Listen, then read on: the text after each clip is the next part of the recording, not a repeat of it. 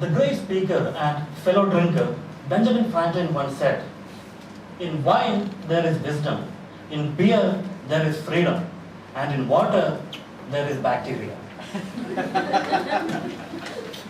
Mr. Contest Chair, distinguished judges, fellow toastmasters, and dear guests, wish you all a very good morning. Good morning. And to all the fellow drinkers who have joined me here today, can I have a show of hands, please? Thank you and a very good morning. I wouldn't be here doing this speech today if it was not for the contributions of people like you. I am proud to be an alcoholic.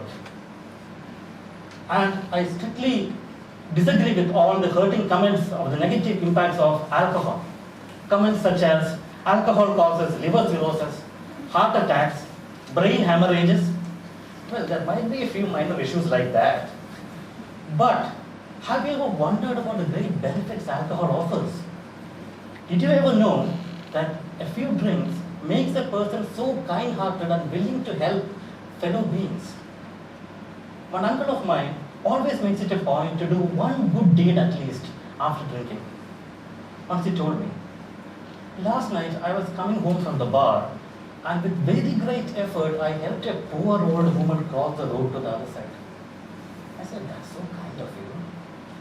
"Yeah, but that lady was very angry with me after I did that." I said, "Why should she be angry with you after you took so much effort to make her cross the road?" "Because she was not standing there to cross the road." We alcoholics normally not only help others, we also take help from all people around. We are not egoistic. A friend of mine actually has his house near a bar. On a particularly rainy day, at around 3 in the morning, he and his wife were woken up by a big banging on the front door. He went down, and there, in the heavy rain, there stood a drunk man who asked, "Can you give me a push?" My friend said, "It's 3 in the morning and raining, no ways." He slammed the door and went back to bed.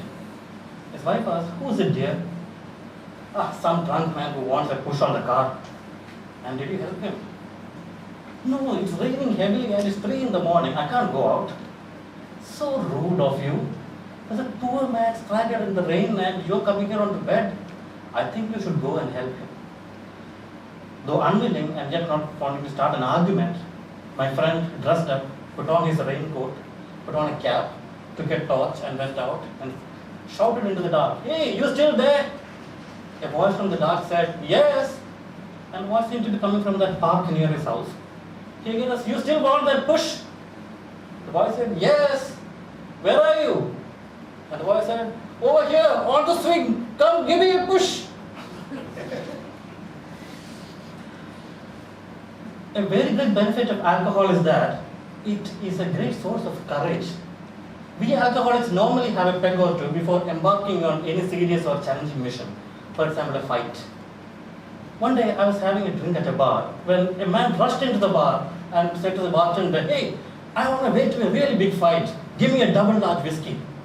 The bartender poured the whiskey and he drank it in one gulp and said, "You see, this man I'm going to fight is really strong and powerful. Give me another double large."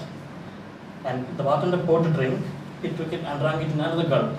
He said, "You see, I need to be extremely prepared for this fight. Give me another double large." Now the bartender became a bit curious. And as he poured the drink, he asked, "Actually, who are you going to fight?" The man drank it in another gulp and said, "You, I don't have money to pay this bill." From my childhood, I have been, and as I got into the drinking, I have heard of lot of negative comments like, "Why do you want to drink? Alcohol doesn't solve any problems." Yeah, alcohol doesn't solve problems, but neither does milk. But I finally saw that alcohol does have two sides to the coin. For example, sometimes alcohol makes you feel that you are whispering when in fact you are not. And other times, alcohol makes you feel that people are laughing at you when actually they are laughing to you. But have you ever wondered about the number of inventions that were done under the influence of alcohol? One of my uncles once invented a talking clock while he was under the influence of alcohol. One day, while we were having a late night bash at a pub, he said, "Come over to my new flat, I'll show you around the flat." So I went with him to the flat and saw all the other rooms, and finally he took me to his bedroom. And there was a big metallic disc and a hammer attached to it. I asked him, what is that? That is a talking clock. It tells you the time. So, how does it work? So he went to it, took the hammer, and hit it bang, and it went a bong. Another hit, bong. Another one, bang, bong. On the third hit, a voice from the next flat said, will you please stop that? It's 3 a.m. in the morning. And I had an experience with alcohol, which sometimes allowed me to change my decisions. Last week, I had a really bad drinking session, and I ended up in a fight in the bar. The police came in, and I was arrested. The next day, I was produced before the court, and I still had that hangover from yesterday's drink. The judge looked at me sternly and said, do you realize that you have been brought here for drinking? I said, that's great. When do we start? This might have probably angered him. He took that big hammer and said, order, order. And I said, Scotch, whiskey and soda for me, please. The hearing of the case is next week. But what will be the result of that? I am proud to be an alcoholic, and I will always be. Over to you.